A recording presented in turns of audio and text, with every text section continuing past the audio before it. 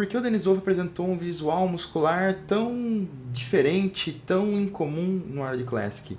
O que a lesão na coluna cervical dele, na lesão nervosa que ele teve, tem a ver com a apresentação bem abaixo do esperado que todo mundo previa?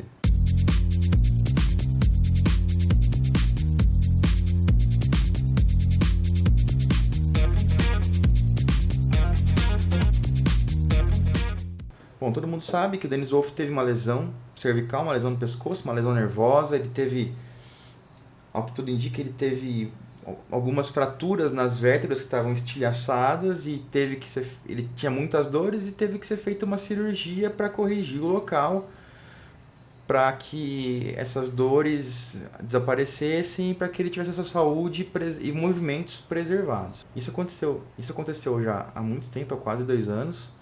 E o Denis Wolff voltou a competir agora. Mais de 2 anos fora das competições, ele voltou no World Classic Ohio. Ficou em 12º numa competição que tinha 14 atletas.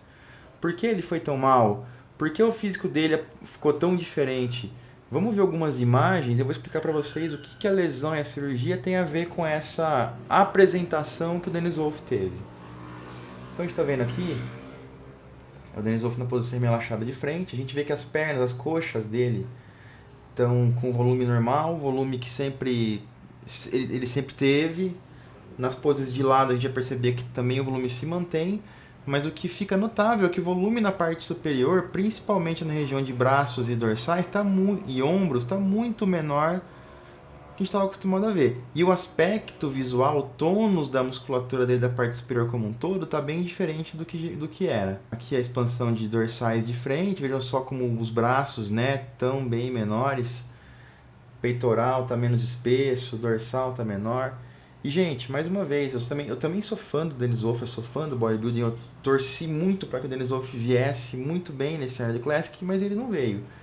A intenção desse vídeo não é denegrir a imagem do Denis Wolff, não é criticar negativamente o Denis Wolff, não é atingir nem ele, nem os seus fãs. Estou fazendo esse vídeo com todo o respeito do mundo, com todo o respeito que eu tenho pelo bodybuilding e pelo Denis Wolff, mas também estou fazendo esse vídeo para que a gente possa entender um pouco melhor e que a gente elucide algumas dúvidas de como isso tudo aconteceu e dos motivos pelos quais isso aconteceu. Acho que é muito importante que a gente discuta isso. O Denis Wolff é um cara fantástico, é um atleta que sempre trata todo mundo muito bem, no qual todo mundo é fã. Acho que pouquíssima gente no mundo tem alguma coisa de ruim para falar do Denis Wolff. Eu, muito menos. Sempre que pude conversar com ele, fui muito bem tratado, muito bem atendido. E tenho respeito muito grande pelo Denis Wolff. Mas a gente tem que entender que o esporte é o fisiculturismo e que os árbitros julgam físicos, não a personalidade, não a pessoa. Então a gente falar de um físico, explicar os motivos pelos quais um físico não está na sua melhor forma, não é de maneira nenhuma ofender o atleta pessoalmente, nem criticar pessoalmente o atleta. Por favor, entendam isso. Vamos continuar então. Aí está ele na expansão de dorsais de frente. Aqui, essa pose chamou muito a atenção. Veja só como ele está bem menos espesso do que ele era, né? Nessa pose ele tinha uma espessura, uma largura muito maior, mesmo de lado. Então, quando a gente pensava na lateral de um ombro até a lateral de outro, ele tinha ocupava muito mais espaço. A gente pode perceber que as pernas estão gigantescas, estão muito grandes, estão muito bem, quadríceps, femoral grande, separação relativamente boa, mas falta muito volume, principalmente em ombro, em tríceps, um pouquinho no peitoral, mas a gente pode notar uma coisa interessante, que vai ser legal explicar isso. Olha o trapézio dele. O trapézio parece normal, o trapézio está bem maior e melhor do que o deltoide, por exemplo. Por que isso está acontecendo? Vamos ver agora. Aqui mais uma foto, a gente vê também uma outra foto interessante, que é a expansão de dorsais. A gente vê que o grande dorsal, que devia estar aqui, ele está totalmente apagado, ele está totalmente sem espessura, ele está fininho, sem volume, pequenininho, sem tônus nenhum. Até faz uma sombra aqui, porque a musculatura da parte de cima das costas está um pouco maior do que o dorsal, então onde deveria estar uma linha contínua de lado, está a musculatura da parte de cima, né, o trapézio e tudo mais, e os dorsais estão para cá. Então faz essa sombra, esse buraco aqui onde devia ter musculatura. E a gente repara também que o trapézio está com um bom volume se comparado com o resto do corpo. Aqui mais uma vez uma pose de lado, as pernas fantásticas, o peitoral mais ou menos, o trapézio gigantão, bem grande, né? Se a gente cortasse aqui, mostrasse só o trapézio e a cabeça e só a perna, a gente fala, nossa, o Denis está de volta, ele está muito bem. Mas não é o que aconteceu. Então vejam, o braço com volume bem menor, o bíceps, o tríceps principalmente. Eu procurei várias fotos, a gente pode falar, ele está em foto e tudo, pegou uma hora que ele não estava contraindo. Eu tive o trabalho de procurar algumas fotos dessa mesma pose e em todas ele estava assim. Isso demonstra o quê? Uma incapacidade provavelmente nervosa, neural, de contrair o músculo de uma maneira efetiva. Você vê que nem tem contração direito no músculo dele, no tríceps. Os deltoides estão meio esquisitos. Aqui, né, a muscular de frente, essa foto famosa, onde em 2008 ele ficava perseguindo o Jay Cutler, né, e o Dexter Jackson no pose down do Mr. Olympia em 2008, que ele deixou os caras no chinelo. Até o Ronnie Coleman ele deixava no chinelo nessa pose, e tá bem diferente agora. A gente vê que falta muito volume e um aspecto cheio aqui na região do ombro e tríceps e um pouco do bíceps também.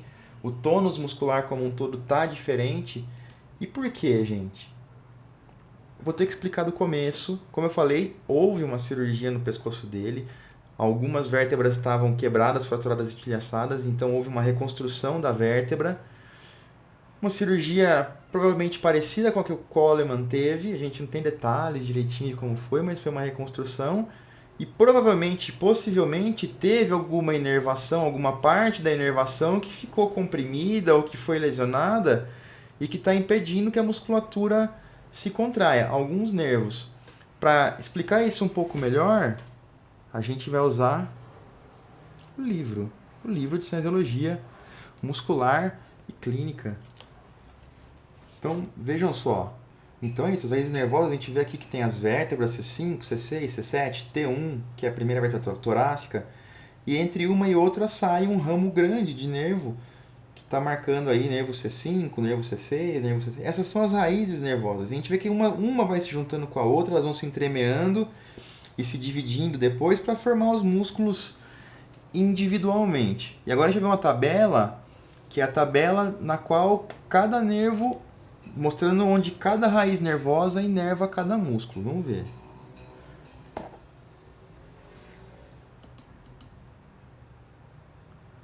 Então a gente pode ver aqui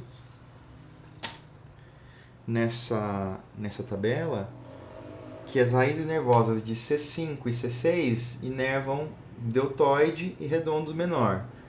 Que a raiz nervosa de C6, C7 e C8 inervam o grande dorsal, que é chamado aqui em latim de latissimus dorsi. As raízes C5 e C6 ainda inervam as fibras superiores do subescapular, as fibras inferiores do subescapular e do redondo maior. Um nervo originado pelas raízes C5, C6 e C7 inerva o peitoral maior e ocasionalmente o peitoral menor. Raiz da C8 e T1, que é a última vértebra cervical e a primeira vértebra torácica, inervam peitoral maior também. A C5 e C6 inervam supraespinhoso e infraespinhoso, e o romboide maior e menor, além do serrátil anterior também está aqui. Por que o trapézio está maior do que toda essa musculatura? Então faz muito sentido. A gente vê que toda a musculatura das costas, grande dorsal, o tríceps também é inervado por essas raízes. Então grande dorsal, tríceps, deltoide, supraespinhoso, infraespinhoso, toda a musculatura ali que dá espessura nas costas e que dá volume nos deltoides e no tríceps foi atingida pela cirurgia, provavelmente. Aconteceu alguma coisa nessas raízes nervosas, danificou fortemente a inervação que inerva esses músculos tão importantes para um bodybuilder. Por que o trapézio está grande ainda, mesmo estando naquela região? porque ele é inervado por outro ramo de nervo. Ele é inervado pelo nono nervo craniano, que sai bem na base da cabeça aqui. Ele está localizado bem longe da cirurgia onde foi feito ali no Dennis Wolff. Por isso que a gente vê um trapézio tão evidente e a musculatura em volta tão menor. Então é isso, gente. Por isso que o Dennis Wolff não ficou tão bem.